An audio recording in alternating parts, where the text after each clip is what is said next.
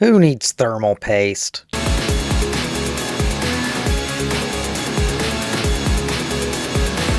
Okay, back it up. Now, this whole video got started because I had a very simple question. Do you actually need thermal paste?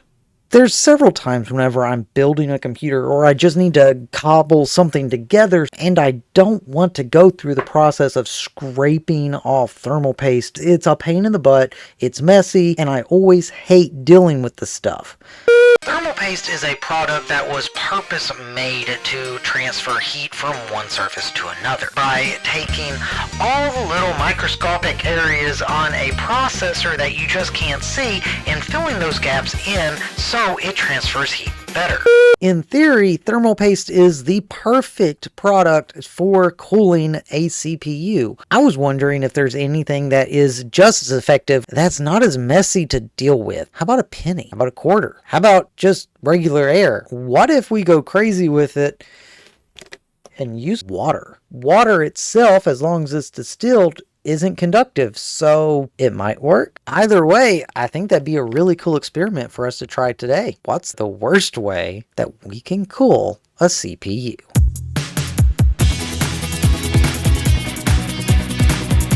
In our last episode, if you haven't watched it, which you should, we built a gaming computer for under $300. We're going to be using that same computer for this test. While it would be extremely fun to just go ahead and start pouring water on the raw components of the computer, which we will get to, we need to know what we're testing, and we need to have a baseline, which does raise some interesting questions. How are we going to test this? And some of the stuff we're going to be doing to this computer very well might be irreversible. We need to make sure that it's reliable, repeatable, and can be done fairly quickly in case the computer overheats and just shuts down.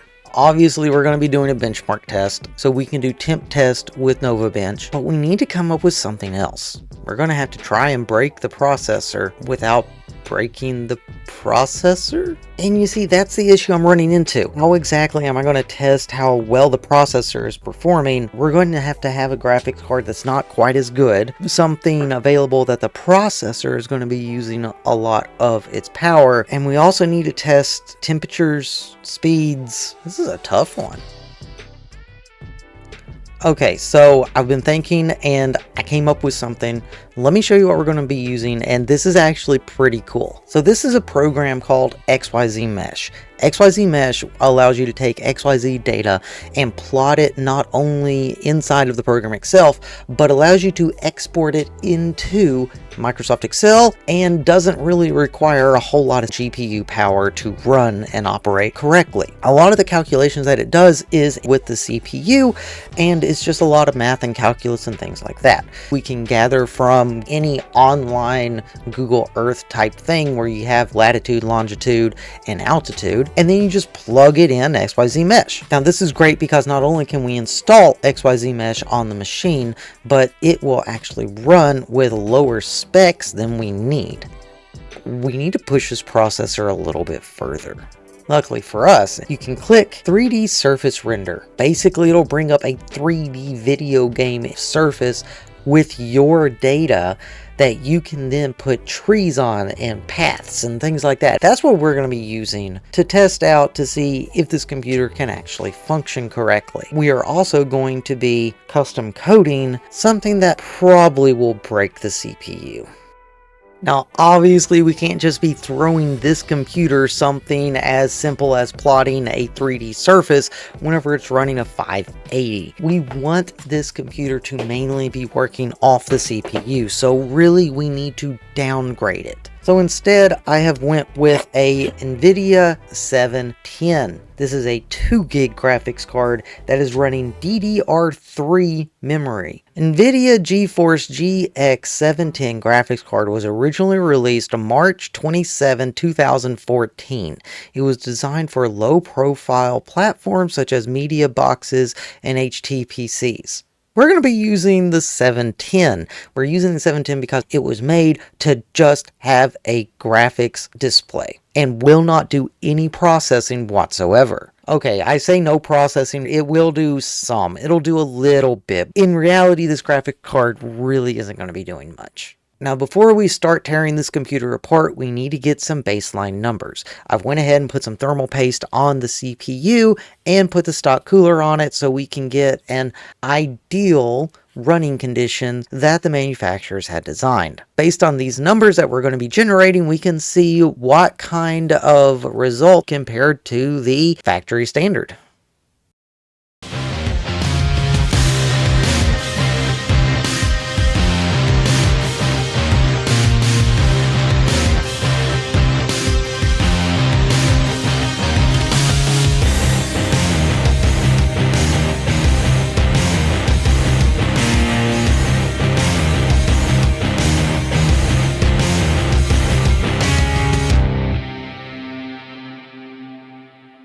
So after days of running numbers and testing out multiple different combinations of thermal paste and no thermal paste and different types of cooling components, we have comprised a list of the final set of data. First, let's look at the data set overall. Now, the score is a CPU score that NovaBench gave after the test run was complete. And surprisingly, the baseline is actually third place. And directly below the baseline is a penny instead of thermal paste, still with the stock cooler and fan. Now that surprises me because you would think that thermal paste would actually perform much better than a penny would, but in actuality, they perform virtually the same. There's a little bit of a difference, but there's not much. What really surprised me about this data is the product that gave us the best score was, yes, water in a cup, but what performed better is a thermal pad.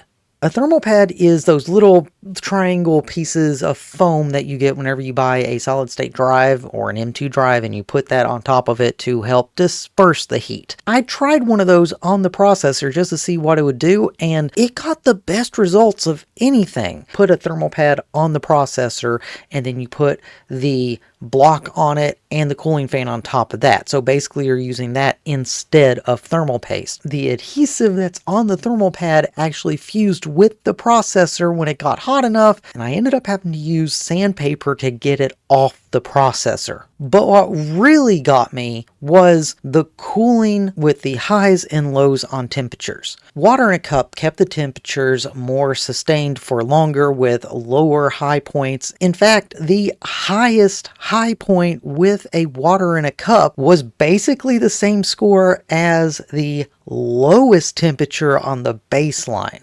And same thing as before, following right behind the baseline is a penny instead of thermal paste. That tells me that if you're in a pinch and you don't really care about the processor, you can put a penny down and not have to worry about it. Like, it performs virtually the same, or at least close enough that you won't be telling much of a difference. Okay, now we've got the science out of the way. How about we do something fun? Can I get the computer hot enough that it boils water? Or will it turn itself off before it even gets to that point? Okay, fine. Truth be told, I just want to kill this computer. I wonder if this series is just going to be me trying to kill this poor computer. So I went ahead and put the cup back on there and put water in it. What I ended up doing is writing a custom code to see how far I could actually push the processor. Now, this code is not actually that difficult to make. It's just basically a text document that opens up a CMD file and tells it to do some math equation and does it indefinitely forever and ever and ever and ever. Basically, it's using the processor to the point to where the processor is either going to overheat and die, or it is going to just shut down the computer entirely because the processor simply cannot handle it. Either way, we should see a critical failure, but before we see a critical failure, I'm hoping that we see water boil. Now, I don't actually think that the water is going to come to a roaring boil or anything like that, because in order for it to get hot enough to actually bubble over, the surface needs to be a lot hotter than 100 degrees Celsius. However, the computer's processor is only going to go up to 101 degrees Celsius because after that, the computer is programmed to just shut off. And pretty much every computer is like that because once it gets up to that certain point, it starts to mechanically fail. Okay, I got the program up, got the computer going, and I'm going to go ahead and just let it run. I actually have a video that you're going to see here, and I'm going to go away for a bit. Hopefully, when I come back, it'll be boiling.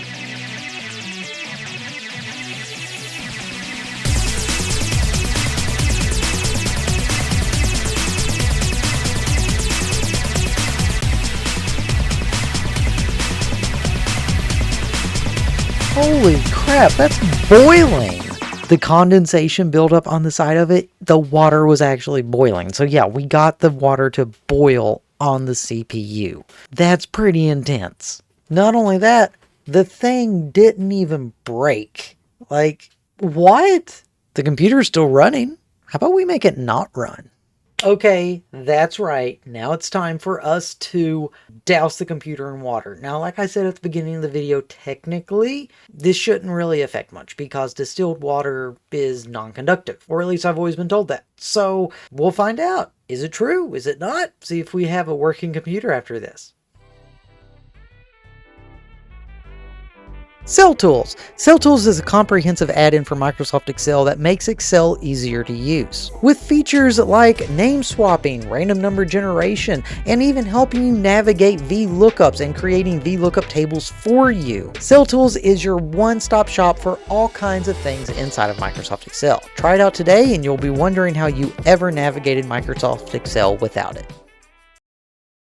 Now, I have something very special set up behind me. I have disassembled the computer that we have been working with, and I've put it inside of a bin. I've made sure that all the mechanical parts that actually have moving things in it are outside of the water. This is something you definitely should not try at home.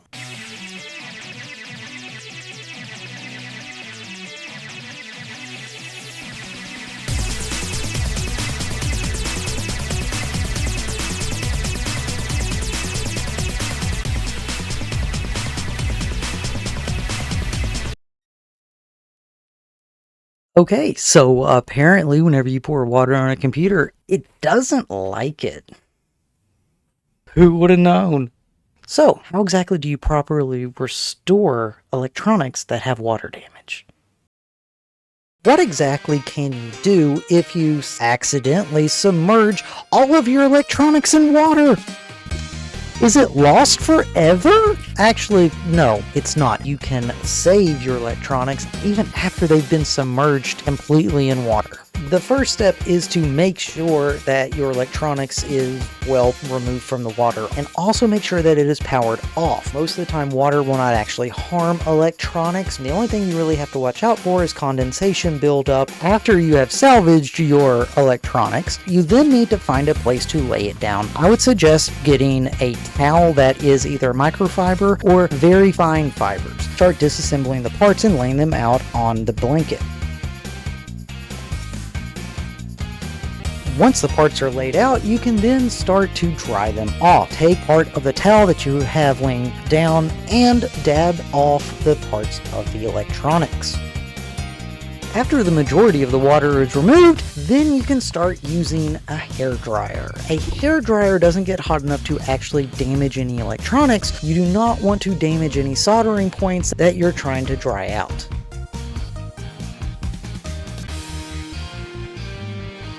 And once everything is completely dried out, your electronics should be back to functioning order. Okay, so it's the next day. It's been about 12 hours. We've already went through, dried out the computer. We're going to try and take all of the computer components that we have here, and we're going to reassemble them to see if they still work. Okay, so we have all this set up. Now, as soon as I plug this in, if it's going to work, we should see a light appear. We should also see the fan kick up. If this works, which I think it should, then I'm going to need your help coming up with a name for this machine. This is the same machine that we built the $300 computer with. We have tried to kill it with heat. We have tried to bake the processor. We have even tried to drown it. And the thing is just not dying. So if it's going to be sticking around a while, we need to give it a name. Go down to the comments, type in your name or thumbs up, whatever name that we think that we should give this machine. If it doesn't work, then it doesn't deserve a name and we're just going to put it in the dumpster. Okay, let's go ahead and see if this fires up.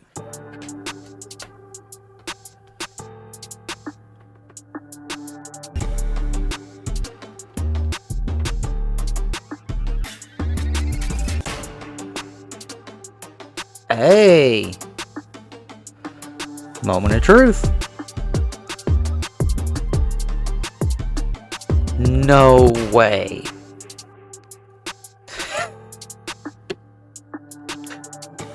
She works! Let's see if it'll boot into Windows. Hey, there it is.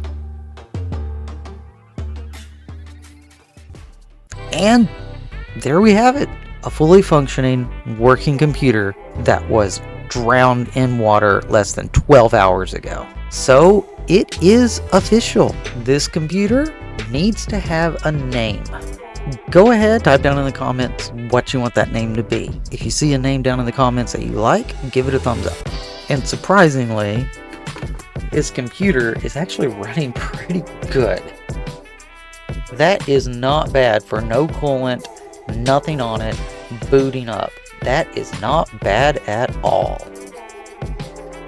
You know, that has me thinking, I wonder what else we can test with this machine.